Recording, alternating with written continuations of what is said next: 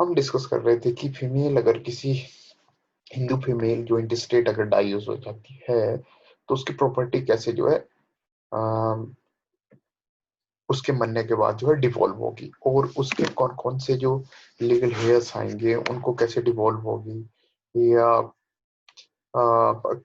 कब जो है विमेंस को राइट दिए गए प्रॉपर्टी के, एब्सोल्यूट राइट के। इसके बारे में इवन दो हमने जो है इसको हम पहले भी कवर कर चुके हैं, बट बहुत सारे स्टूडेंट्स की रिक्वेस्ट थी कि इसके ऊपर एक फिर से जो है वीडियो बनाई जाए, सो दैट कि जो आने वाले जो एग्जाम है आपके, जुडिशियल एग्जाम जो है आपके, जैसे छत्तीसगढ़ वगैरह या बिहार के, तो उनमें जो है इसको रिवाइज किया जा सके। तो इसलिए just for the requested student ये एक छोटी सी वीडियो जो है हिंदू सक्सेशन एक्ट में जो हिंदू फीमेल जो है जो डाइंग इन द स्टेट है उनके ऊपर बनाई गई है।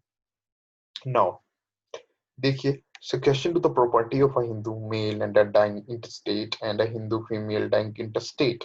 interstate का मतलब है कि उन्होंने जो है टेस्टामेंटरी जो है, टेस्टामेंट कोई भी ऐसा इंस्ट्रूमेंट नहीं बनाया, मतलब बिल मान लीजिए कोई भी जैसे वसीयत वगैरह नहीं की हुई है, ठीक है।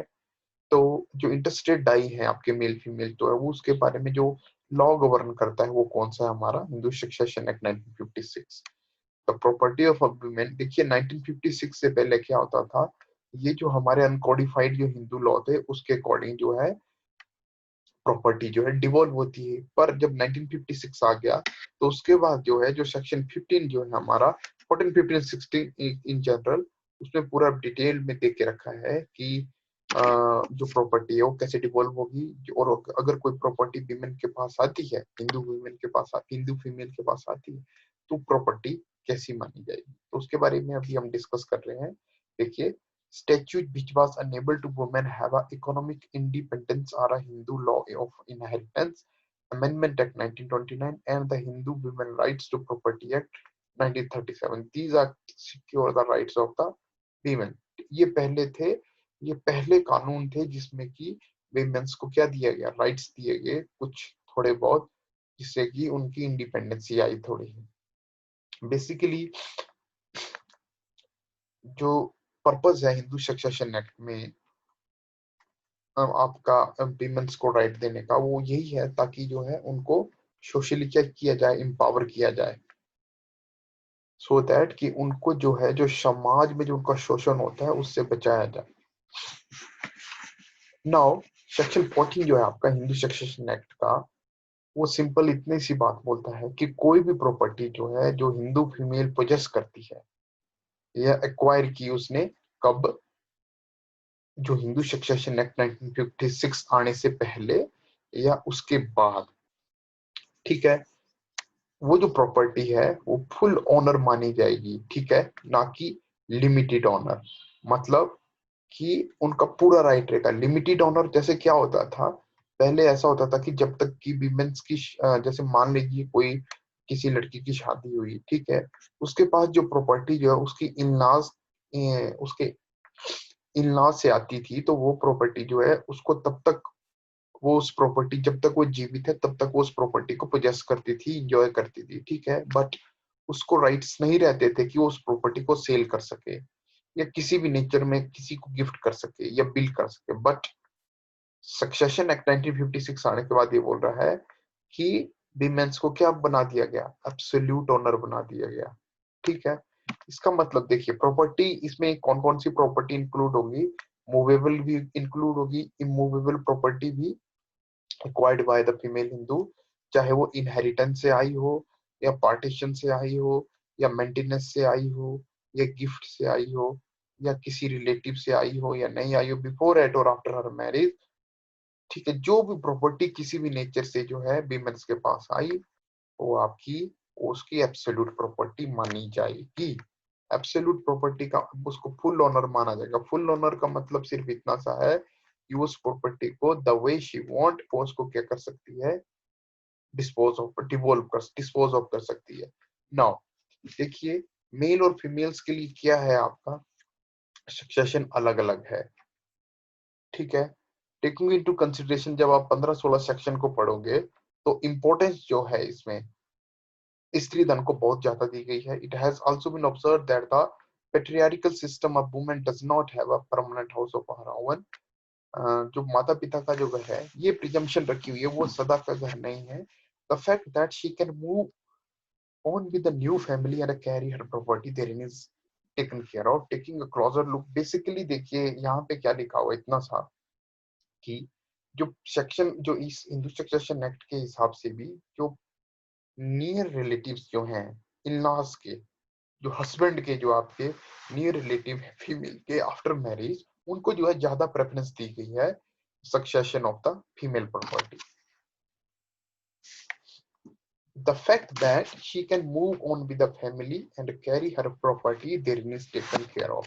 Taking a closer look at section 15 and 16, we see that the blood relation are given a very inferior replacement. मतलब जैसे माता पिता को या भाई बहन को उनको थोड़ा inferior प्लेस किया गया है.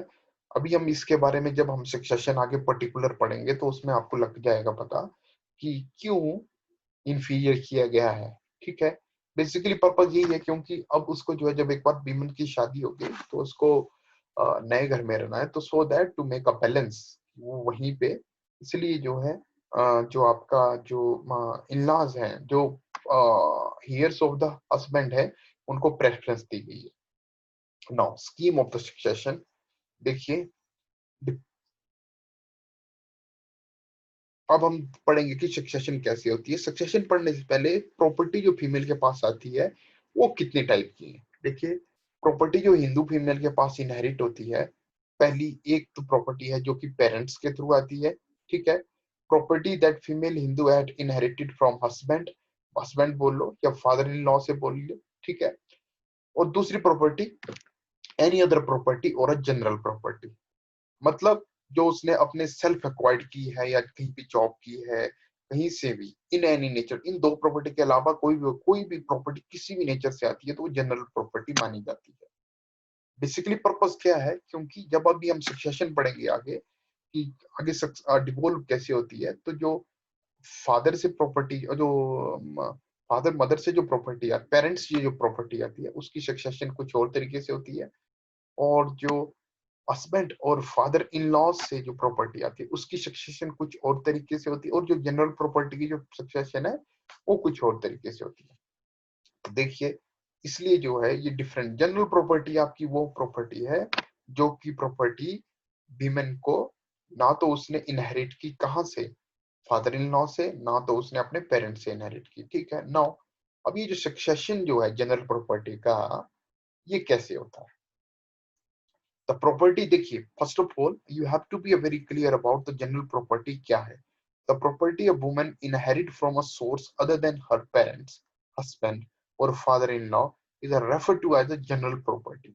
ठीक है, it includes the property that she might have received pay of a gift, will or settlement or even though transfer for consideration. Property that a woman inherit from her brother in capacity of his sister or from her husband brother as his brother's widow would be her general property and would go under this section. क्या बोलता है कि जो women जो property आपकी inherit की, वही बात जो मैं आपसे पहले बोला है, पहले बोल रहा था कि जो पेरेंट्स के अलावा और हस्बैंड और फादर इन लॉ के अलावा वो जनरल प्रॉपर्टी है. इसमें क्या क्या इंक्लूड आता है कि किसी ने जो है कुछ गिफ्ट किया, किसी ने किसने, हस्बैंड और फादर इन लॉ और पेरेंट्स के अलावा, या देखिए किसी ने सेटलमेंट की प्रॉपर्टी की या ट्रांसफर की उसने प्रॉपर्टी उसके कंसिडरेशन के थ्रू आई, या इवन वुमेन ने अगर किसी मतलब फीमेल जो आपकी वुमेन है उसके भाई ने, किसी औरत के किसी भाई ने उसको या उसकी सिस्टर ने उसके हस्बैंड ब्रदर या उसके हस्बैंड के भाई ने या इस ब्रदर विडो जो भी है, उन्होंने कुछ भी दिया, मतलब सिंपल इतनी सी बात समझने की है कि पेरेंट्स, हस्बैंड और फादर इन लॉ के अलावा किसी ने भी कुछ भी अगर प्रॉपर्टी जो है किसी भी नेचर से अगर वीमेन को दी तो वो प्रॉपर्टी जो है क्या मानी जाएगी, उसकी जनरल प्रॉपर्टी मानी जाएगी. अब जनरल प्रॉपर्टी के लिए क्या सक्सेशन रूल है, तो देखिए सेक्शन 51 बोलता है the property of a female Hindu dying intestate shall devolve according to the rule set out in section 16। मतलब जो रूल जो है 16 में दिए गए हैं उसके हिसाब से जो है प्रॉपर्टी जो आपकी सक्सेशन होनी चाहिए। तो जनरल क्या बोलता है, firstly upon the son, daughter, और सन और डॉटर में कौन कौन आते हैं आपके, including the children of any predeceased son और अ डॉटर और अ हस्बैंड। मतलब सबसे पहली प्रॉपर्टी जो है आपकी, जो वीमेन जो फीमेल है आपकी, उसकी प्रॉपर्टी जनरल प्रॉपर्टी होगी। तो कैसे आगे डिवोल्व होगी, फर्स्टली आएगी आपकी किसके ऊपर, उसके जो बच्चे होंगे, इट मे बी सन और it may be daughter, but including किसको, जो अगर मान लीजिए उसके जो फीमेल है उसके सन की डेथ हो गई है, तो अगर उसका आगे लड़का पोता हुआ है तो वो उसको भी इंक्लूड करता है, या उसकी पोती हुई है तो उसको भी इंक्लूड करता है। क्यों, क्योंकि including the children of any predeceased son और अ डॉटर और हस्बैंड, तो तीन आ गए यहाँ पे कौन, son, daughter and husband. Secondly upon the heir of a her husband. फिर दूसरी बात किसकी आ जाती है, अगर जनरल प्रॉपर्टी की बात कर रहे हैं, यहां देखिए ये बात जो मैं बोल रहा था आपको, जो प्रेफरेंस दे रहे हैं, प्रेफरेंस दी हुई है secondly upon the heir of a harassment. मतलब प्रेफरेंस दी किसको, देखिए मदर और फादर नहीं आए पहले, पहले कौन आए, हियर ऑफ द हस्बैंड। तो सेकेंडली किस पे, अगर आपका सन, डॉटर और हस्बैंड नहीं मिलते हैं, तो नहीं है, तो फिर किसको जाएगी property, her husband, here of the her husband. अब मान लीजिए हस्बैंड भी नहीं है तो फिर जाएगी किसको, मदर एंड फादर को, मदर एंड फादर को। ठीक है, अगर अब मदर एंड फादर भी नहीं आएंगे तो फिर किसको जाएगी, फोर्थली अपॉन द जो हियर ऑफ द फादर, जो आपके जो उस फीमेल के फादर जो के हियर हैं, फिर उनको जाएगी, और लास्टली किसको जाएगी, जो मदर के हियर हैं। These are the mutually exclusive, that is the former excludes the latter. मतलब कि जो पहले जो ऊपर आ रहे हैं उनको जो है पहले मिलेगी, जैसे किसको सबसे पहले मिलेगी, उसके बच्चों को, और साथ में किसको, हस्बैंड को, क्योंकि ये फर्स्ट आते हैं इसमें। फिर उसके बाद आपके सेकेंडली अपॉन द जो हियर है किसके, जो हस्बैंड के हायर हैं उनको मिलेगी, फिर उसके बाद जो फादर के हायर हैं फिर उनको मिलेगी, फिर नहीं सॉरी थर्ड मदर और फादर को मिलेगी, फिर उसके बाद जो फादर के हायर हैं उनको मिलेगी, फिर उसके बाद जो मदर के हायर हैं उसको मिलेगी। ठीक है, ये तो बात आ गई आपकी जनरल प्रॉपर्टी। नाउ नाउ देखिए क्लॉज ए जो है उसमें 7 टाइप के हेयर आते हैं। ठीक है, and namely the son, daughter including the children of any predeceased son and the daughter and husband. अब कौन कौन जो है माने जाएंगे, सन की डेफिनेशन में कौन आएगा, डॉटर की डेफिनेशन में कौन आएगा, प्री डिसीज सन और प्री डिसीज डॉटर में जो है कौन आएगा, और हस्बैंड में कौन आएगा, उसके बारे में अभी समझते हैं। देखिए son and daughter, the term son and daughter would not include a stepson or stepdaughter। देखिए यहाँ पे आपका सन और डॉटर में क्या आपका क्या नहीं इंक्लूड करता है, आपका जो स्टेप सन और स्टेप डॉटर जो होगा उसको इंक्लूड नहीं किया जाएगा। It includes a woman biological, means जो स्टेप सन है या स्टेप डॉटर है उसको इंक्लूड नहीं करता है, बट इट इंक्लूड्स, देखिए क्या क्या, बायोलॉजिकल और अडॉप्टेड। जो बायोलॉजिकल है मतलब उस औरत ने उसको, जिस बच्चे को खुद पैदा किया है, वो सन माना जाएगा, डॉटर मानी जाएगी, या उसने अडॉप्ट किया किसी को, वो भी, चाहे वो लेजिटिमेट हो चाहे वो इलेजिटिमेट, वो सारे के सारे आपके क्या हो, सन और डॉटर माने जाएंगे। ठीक है, when it comes to the Hindu female dying intestate, the illegitimate as well as legitimate children would inherit the property together and no difference would be made। मतलब जो प्रॉपर्टी जो है वीमेन के पास होगी, चाहे उसका बच्चा लेजिटिमेट हो चाहे वो इलेजिटिमेट हो, उससे कोई फर्क नहीं पड़ता है, उसकी जो है प्रॉपर्टी क्या, वो मानी जाएगी, उस प्रॉपर्टी मानी नहीं जाएगी। मतलब प्रॉपर्टी जो है उन बच्चों को भी, जो इलेजिटिमेट बच्चे जो होंगे उन पे भी डिवोल्व होगी। As far as her marriage is a concern, then it is not question at all, it is of no consequence। मतलब ये फर्क नहीं पड़ता जब आप विमेन की, जब किसी भी मतलब हिंदू वुमेन की आप प्रॉपर्टी जो है वो डिवोल्व हो रही हो, आगे इंटरस्टेट सक्सेशन के लिए ओपन हो, तो ये फर्क नहीं पड़ता कि उसकी शादी जो है लेजिटिमेट हुई है या इलेजिटिमेट शादी से बच्चे पैदा हुए हैं। सिर्फ वहां पे वो उसके, चाहे वो अडॉप्टेड हो, चाहे वो लेजिटिमेट हो, चाहे वो इलेजिटिमेट हो या बायोलॉजिकल हो, वो सारे के सारे आपके बच्चे क्या माने जाएंगे, इक्वल माने जाएंगे। मान लीजिए डब्ल्यू एक, देखिए एग्जांपल है, जब भी आप हिंदू लॉ पढ़ रहे हो या कोई भी लॉ पढ़ रहे हो, तो बेटर कि आप उसका एग्जांपल डेफिनेटली लो, आपको लाइफ टाइम याद रहेगा। मान लीजिए डब्ल्यू जो है, a Hindu woman dies living behind son from her first marriage. पहली मैरिज से क्या है, उसका सन कौन सा है, एस है। और फर्स्ट मैरिज मान लीजिए, and W was in relation with a married man H2, और डब्ल्यू का जो है किसी मैरिड मैन के साथ जो क्या है रिलेशनशिप था, and she gave birth a daughter, वहां से जो है डी जो है डॉटर होगी। तो ये कौन सी डॉटर आ गई है, इलेजिटिमेट बच्चा आ गया इसका। In this case D and S are are uterine brother,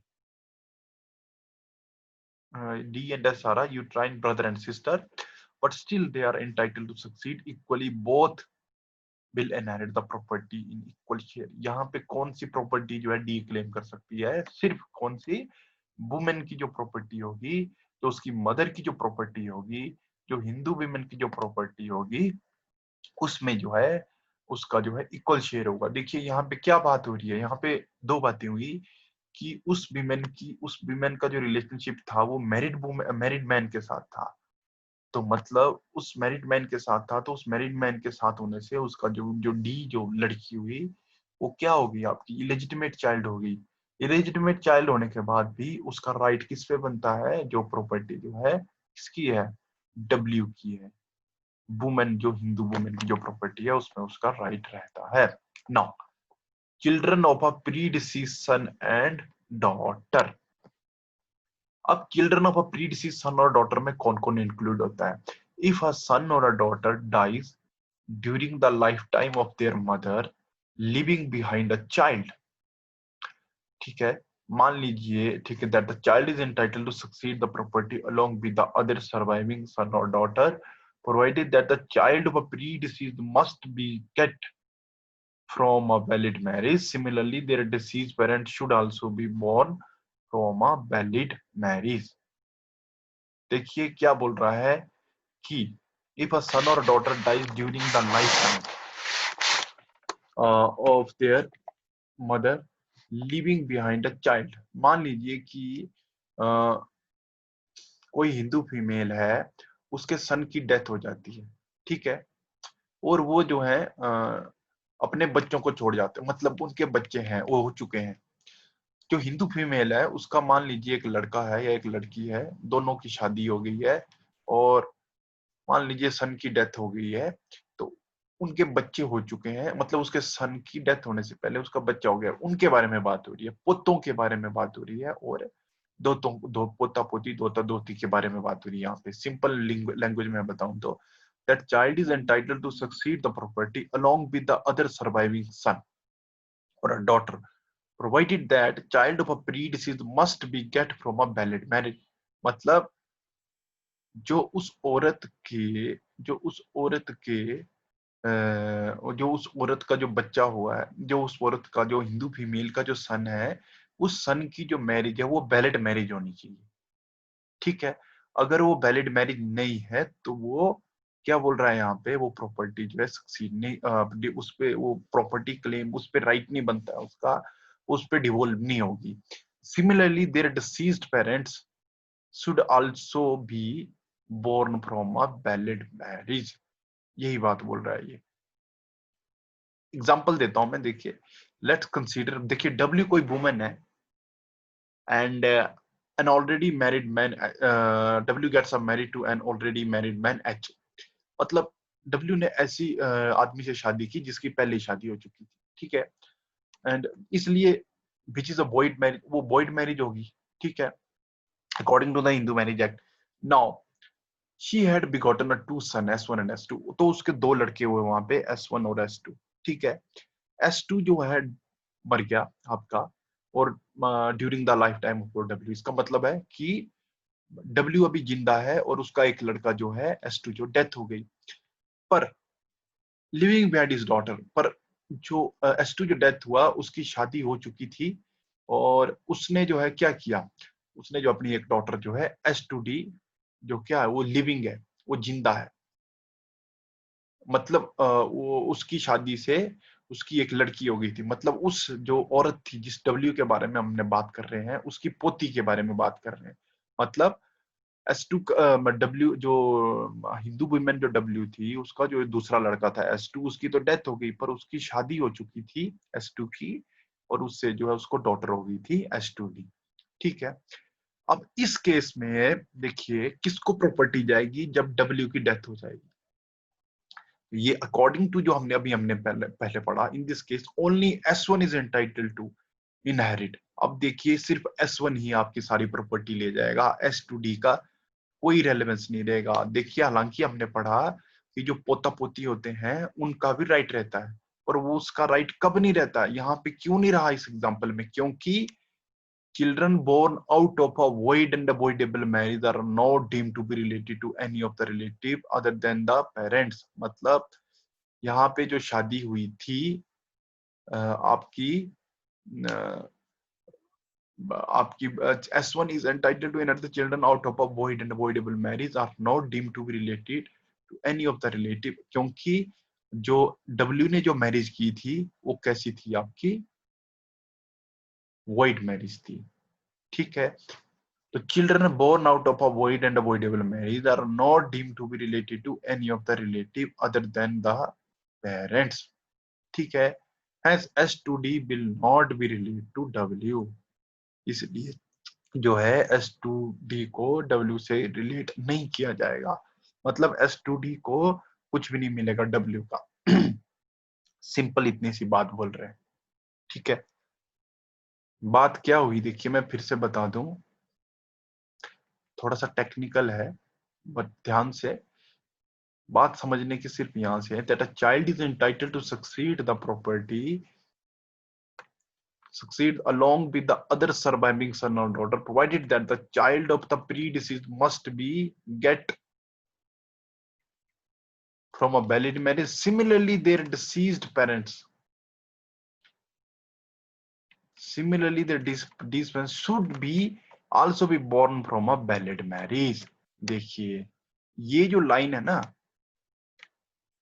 ये जो लाइन है their deceased parents should be born from a valid marriage, ये बात हो रही है, ये बात हो रही है। अभी इसमें नीचे के केस में क्या था, ये जो W जो है, ये जो W है, जो S2 जो है, देखिए क्या बोल रहा है, देखिए S2D क्यों नहीं क्लेम कर पाई W पे, S2D को क्यों नहीं मिली W की प्रॉपर्टी, वो क्यों इसलिए नहीं मिली क्योंकि जो S2D जो है, जो डॉटर है आपकी S2 की और W की जो पोती है, उसके जो फादर की, उसकी जो दादी है, उसकी उसकी शादी क्या हुई है, वॉइड हुई है। तो इसलिए क्या बोल रहा है आपका, देखिए जो S2D का जो फादर है उसकी, उस S2D के जो पेरेंट्स हैं उनकी मैरिज तो वैलिड होनी चाहिए, बट जो S2 की जो पेरेंट्स हैं उनकी भी मैरिज क्या होनी चाहिए, वैलिड होनी चाहिए, तो ही आपका जो S2D है वो क्लेम कर पाती, क्योंकि क्या लिखा रखा है, their deceased, similarly their deceased parents should also be born from a valid marriage. देखिए मतलब कि जो S2D जो पैदा हुआ है आपका, वो वैलिड मैरिज से पैदा हुआ होना चाहिए था, तो आपका S2D जो है, जो आपकी डॉटर S2 की, वो क्लेम कर पाती, ओ सॉरी उसके ऊपर प्रॉपर्टी डिवॉल्व होती। पर यहाँ पे S2 जो है आपका, वो वॉइड मैरिज से पैदा हुआ था, इसलिए S2D का जो है कोई क्लेम ही नहीं बनता है। वेरी वेरी इंपॉर्टेंट थिंग, कई बार इसकी इलस्ट्रेशन पूछी जा चुकी है, तो सो प्लीज डोंट फॉरगेट, इसको ध्यान से पढ़िएगा और डेफिनेटली आपको किसी ना किसी जुडिशियल एग्जाम में ये आएगा। ये देखिए केस है, सिमिलर है, जैसे मैंने जो इलस्ट्रेशन बताई, आप इसको गो थ्रू करिए। ये है आपका सहाजी किरण अस्मे वर्सेस सीताराम कुंडी अस्मे, सिमिलर सिचुएशन। अब देखिए यहाँ पे हस्बैंड कौन कौन इंक्लूड होता है आपका, हस्बैंड में कौन कौन इंक्लूड होता है, यहाँ पे इतना सा बोला गया है। देखिए हस्बैंड में एक तो चलो जो वैलिड मैरिज का हस्बैंड है वो आएगा, दूसरा कौन, अगर कोई डाइवोर्स हो रहा है कहीं पे और उनको जुडिशियल सेपरेशन में रखा हुआ है तो वो हस्बैंड भी आपका आएगा, ठीक है। The husband who had deserted, जिस हस्बैंड को छोड़ दिया है वो भी आएगा, या जिसने डिजर्ट किया है वो भी आएगा, ठीक है। और the husband who had deserted but includes, ठीक है, it refer to the spouse of a valid marriage which came into an, देखिए वही जो मैं बोल रहा हूँ, the husband immoral or even criminal conduct does not debar him from a succession unless the commit his wife's murder। Very very important thing, इस line पे कई बार क्वेश्चन पूछा जा चुका है कि जो जो हस्बैंड है चाहे उसने उसके साथ कुछ भी किया हो, क्रिमिनल किया हो, कोई भी आपका एक्ट उस अपनी उस हिंदू फीमेल के साथ, फीमेल के साथ, वो डिवार नहीं करता, वो डिवार नहीं करता है किसको, वीमेन की प्रॉपर्टी को इनहेरिट करने के लिए, अनलेस अनटिल ये प्रूव ना हो जाए कि उसने मर्डर किया हुआ है अपनी वाइफ का, ठीक है। The husband from a invalid marriage does not inherit from his wife, but the husband from a voidable marriage whose decree is pending in the court may get share, but it is annulled, then no share, ठीक है। मान लीजिए कोई शादी हुई थी Hindu female की किसी, ठीक है, और उस शादी में जो है वो वॉइडेबल मैरिज थी, ठीक है। अब उस वॉइडेबल मैरिज को उस लेडी उस हिंदू वीमेन ने फाइल करके रखा है कोर्ट में कि इसको डिक्लेयर किया जाए, क्या वही डिक्लेयर किया जाए, अनल किया जाए, ठीक है। तो जब तक वो डिक्लेयर नहीं हो जाती वॉइड, तब तक अगर सक्सेशन ओपन हो जाती है तो हस्बैंड को शेयर मिलेगा, बट अगर वो डिक्लेयर वॉइड हो गई, अनल कर दी कोर्ट ने, तो उसको कोई शेयर नहीं मिलेगा, सिंपल, ठीक है। तो ये हस्बैंड है। सन डॉटर देख लिया हमने, प्री डिसीज सन और प्री डिसीज डॉटर देख लिए, हस्बैंड देख लिए। Now rule for calculation of a share. On the death of a female intestate, her property devolved on her primary heir in accordance with the following rule: each surviving son and the husband takes one share, ठीक है। Where a son or daughter had a predeceased the intestate but is survived by a child, his her branch, पोता पोती किसके, वो Hindu women के, तो उनको share equal जाएगा। Such surviving grandchild take the share of the deceased parent and if there are more than one they will divide equally, तो उन सब में वो डिवाइड हो जाएगा, ठीक है। इलस्ट्रेशन देख लीजिए, मान लीजिए डब्ल्यू कोई हिंदू फीमेल है, इनकी मौत ये डाई कर जाते हैं, तो इनका एक हस्बैंड है, दो सन है और एक डॉटर है, तो इन सबका कितना बन गया, एच, एक हस्बैंड, एक, दो बेटे, तीन, प्लस वन, एक डॉटर, तो हो गए चार, तो 1/4, 1/4, 1/4, ठीक है। नाउ हियर क्लोज बी में आ गया आपके हियर ऑफ द हस्बैंड।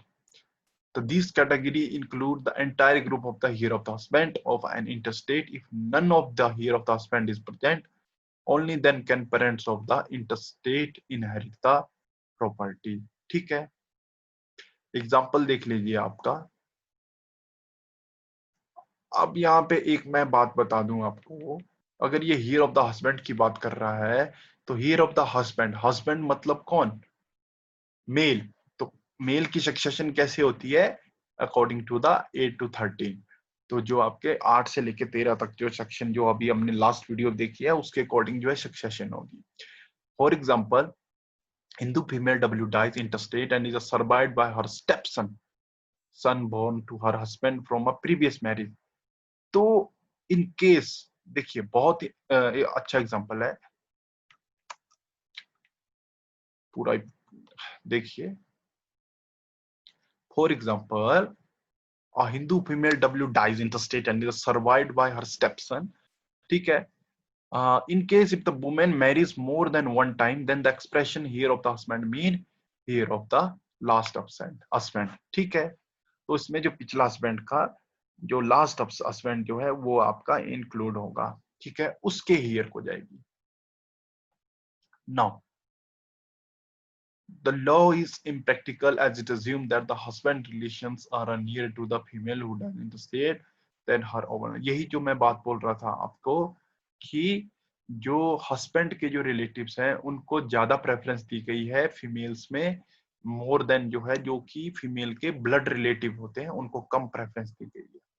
ठीक है।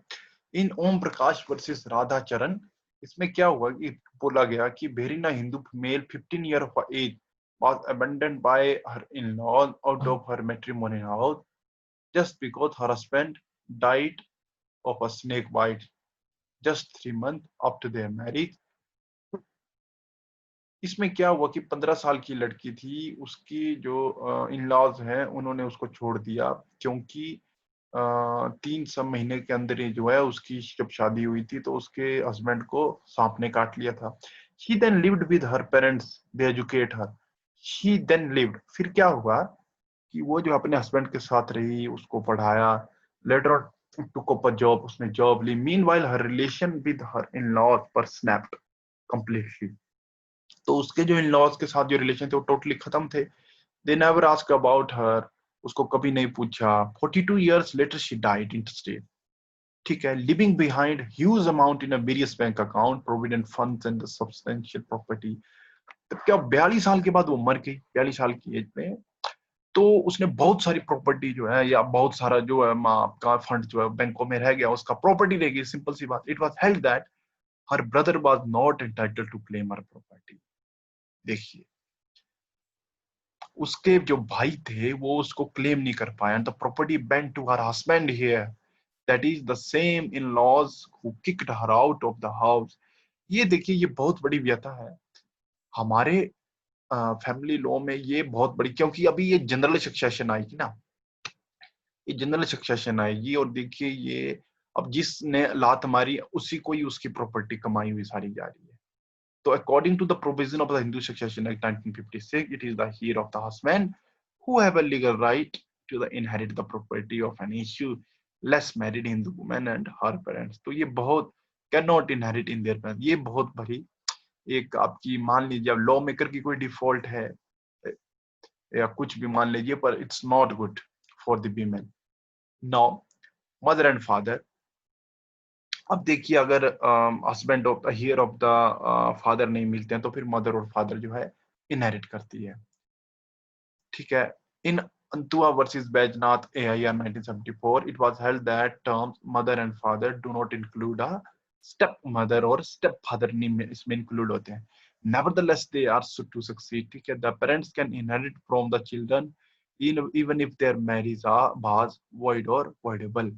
चाहे मैरिज void है चाहे voidable। In certain cases where the child is illegitimate, then only the mother can inherit the property and not the putative father। Very important thing, very important thing। जहां पे आपकी illegitimate child हो वहां पे सिर्फ mother ही आपकी inherit कर सकती है। The mother and the father are entitled to succeed the property only if none of the primary relation and husband and heir are present। Now clause D, if none of the here given in the first three clause is present, then the property will go on the heir of the father। This will include her brother and sister. अब देखिए कितनी दूर जो इसके blood relative है वो कितने दूर आ रहे हैं। ठीक है। अगर वो भी नहीं है तो क्लोज ये हियर ऑफ द मदर, फिर आपके मटरनल की तरफ चली जाएगी उस फीमेल के। ठीक है। प्रॉपर्टी, अब देखिए now very important thing, very important thing, कि जो प्रॉपर्टी जो है उसने फादर से इनहेरिट की है वो प्रॉपर्टी कैसे जाएगी। देखिए ये बहुत इंपॉर्टेंट है क्योंकि इसमें कंफ्यूजन होती है, क्योंकि इसमें जनरल रूल नहीं चलता है। इसमें आपका क्या होता है, आपका मैं आपको ध्यान, ये जो भी लिखा मैंने उसका बिल्कुल करेक्ट बता देता हूँ आपको। इसमें इतना ऐसा होता है कि जो प्रॉपर्टी है देखिए जो उसने फादर से इनहेरिट की होती है वो प्रॉपर्टी आपकी, देखिए that the female inheriting from her parents in the absence of her issue of her children will revert to her father heir. Totally change. Bhagat Ram versus Teja Singh, देखिए इसमें कोर्ट ने बोल दिया था कि जो प्रॉपर्टी जो उसने फादर से इनहेरिट की वो उसके बच्चों को जाएगी। अगर उसके बच्चे नहीं है ना, बच्चे नहीं है तो प्रॉपर्टी सीधी कहाँ चली जाती है आपकी पेरेंट्स के हियर के पास, will revert to her father heir. Very important thing, provided that notwithstanding anything contain in subsection 1। यहाँ पे भी देखिए एक लूप होल है। मान लीजिए अगर फादर जिंदा हो फादर जिंदा हो तो वो अपनी प्रॉपर्टी को इनहेरिट नहीं, वो जो उसने प्रॉपर्टी अपनी बेटी को दी वो उसी को नहीं ले सकता वो प्रॉपर्टी, बल्कि उसके हेयर को चली जाएगी। देखिए ये बहुत बड़ी लूप होल्स है। Section 15(2) provide that notwithstanding anything contained in a subsection 1, any property inherited by a female Hindu from her father or mother shall devolve in the absence of any son or a daughter of the deceased, including children of a predeceased son। और देखिए यहाँ पे husband include नहीं, अगर property जो है mother father से not upon the other here referred to in the subsection 1 in the order specified therein, but upon the heir of her father। There are two important things to be noted। देखिए क्या बोला मैंने कि मान लीजिए if you are a female, आपकी property है, आपके जाने के बाद वो आपके बच्चों को जाएगी। अगर आपके बच्चे नहीं है तो वहां पे हस्बैंड को नहीं मिलेगी, वो सीधी प्रॉपर्टी आपके बच्चों के बाद कहाँ चली जाएगी, बच्चे ना होने ना आपके इशू नहीं है तो पेरेंट्स को, sorry here of the parents, parents को नहीं जाती, हियर ऑफ द फादर को चली जाती है। जो लीगल हायर्स हैं आपके फादर के, उनको चली जाती है। नाउ देखिए दो चीजें यहाँ पे मेरिट्स भी इसमें नोट करने की है। The term inherit mean to inherit and here when a female Hindu inherits a property shall it and buys another property it will convert it to the general property। when a Hindu inherit a property but dies without children or a grandchildren but has a husband, even then property will revert it to father's here। ठीक है। Now property inherited from husband और a father in law. अब देखिए अगर property उसने in law से inherit की है तो इसका सिंपल है कि provided any property inherited female from her husband और from in law shall devolve in the absence of, अगर सन नहीं है, डॉटर नहीं है, ठीक है, और upon other heir refer to in subsection 1, किसकी बात कर रहा है, हस्बैंड की, specify there but upon the heir of the husband, तो फिर ये जो हस्बैंड के हियर है वो उनमें चली जाएगी। ठीक है, सिंपल सी बात। तो दिस इज ऑल अबाउट, बहुत ही डिटेल मैनर में और कंप्रिहेंसिव मैनर में we have discussed the succession of the women। even though if you have any question आप प्लीज अभी पूछ सकते हो। ना क्वेश्चन आ रहा, हम स्टार्ट करेंगे और you can comment for the you can comment or WhatsApp me if you have any question regarding the succession of a women। Thank you।